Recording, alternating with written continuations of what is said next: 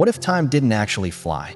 You were just sprinting through every single day so fast that weeks turned into a blurry streak and you couldn't even remember what you ate for lunch yesterday.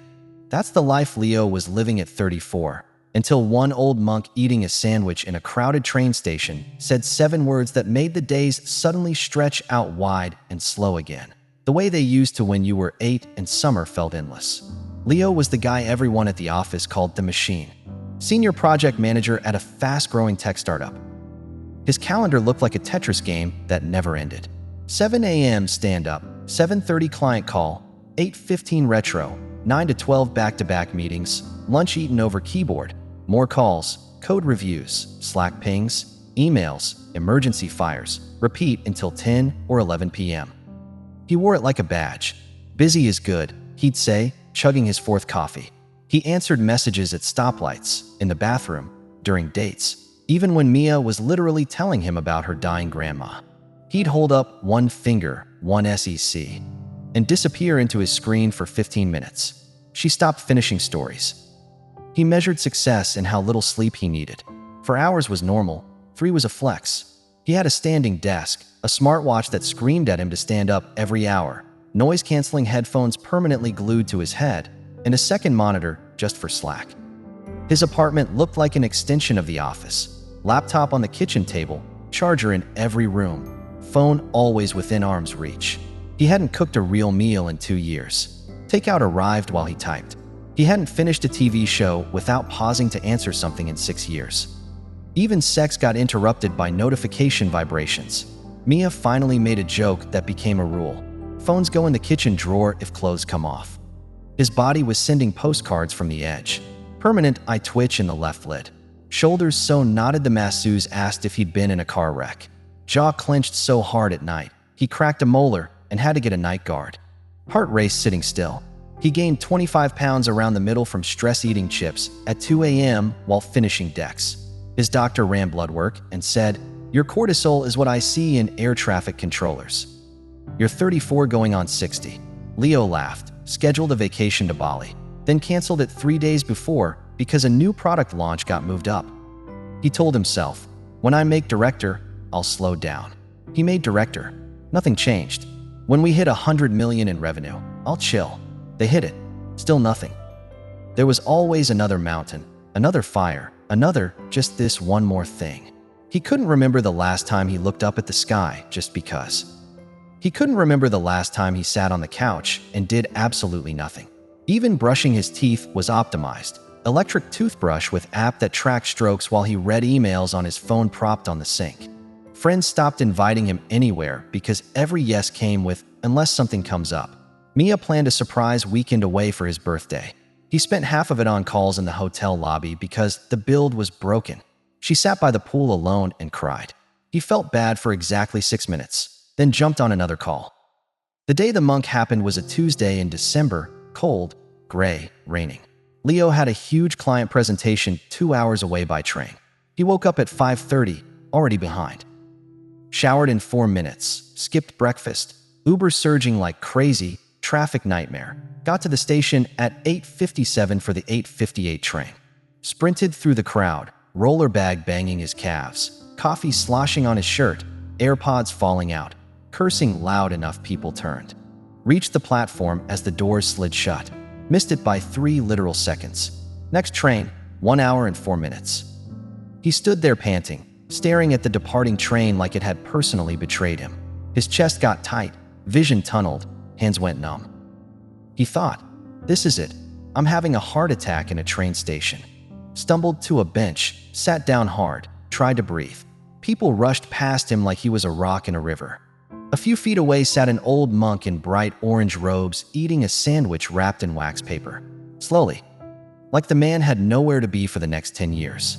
Leo was muttering to himself, "I'm so screwed. The client is going to kill me. My boss is going to kill me. I'm going to get fired. I'm 34 and having a heart attack because I can't even catch a train." He refreshed the train schedule app every 5 seconds. The monk looked over, smiled like he was watching a funny cat video, and said in perfect calm English, "You're not late. Time is exactly where you left it." Leo blinked, thought the guy was nuts. The monk took another slow bite, chewed, swallowed, wiped his mouth with a napkin like it was fine dining, and repeated softer. Time is exactly where you left it. You're the one who ran past it. Then he folded the wax paper neatly, put it in a small cloth bag, stood up, bowed slightly, and walked away. Leo sat there with his mouth open. The sentence landed in his brain and exploded. He looked around. People rushing, phones out, stressed faces, headphones, coffee spills, same as him 5 minutes ago. And he suddenly saw himself from the outside.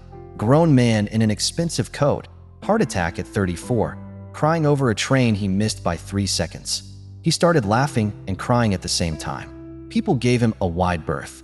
He opened his phone to call the client and apologize, and instead turned the whole thing off.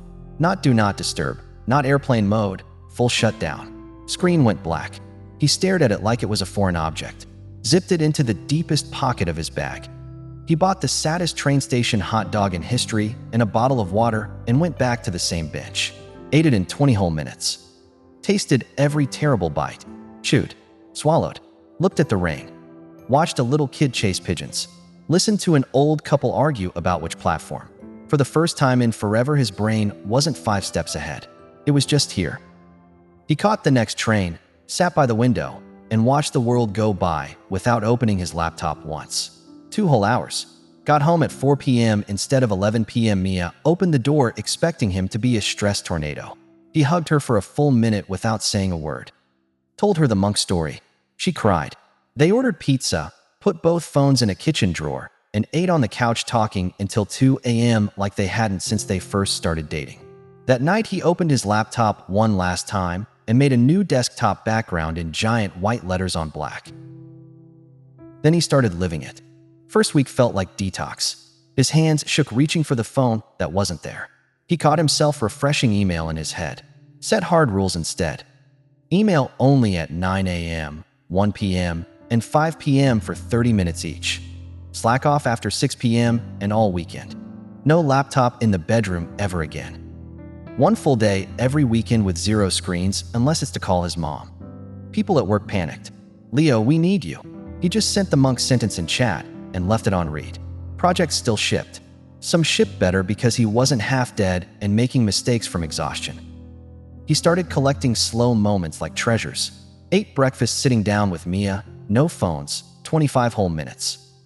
Took the long way home walking instead of Uber just to feel the air. Cooked pasta from scratch on a Wednesday night for no reason. Read an actual paper book in the bath until the water got cold. Went to a park and lay on the grass staring at clouds for 40 minutes.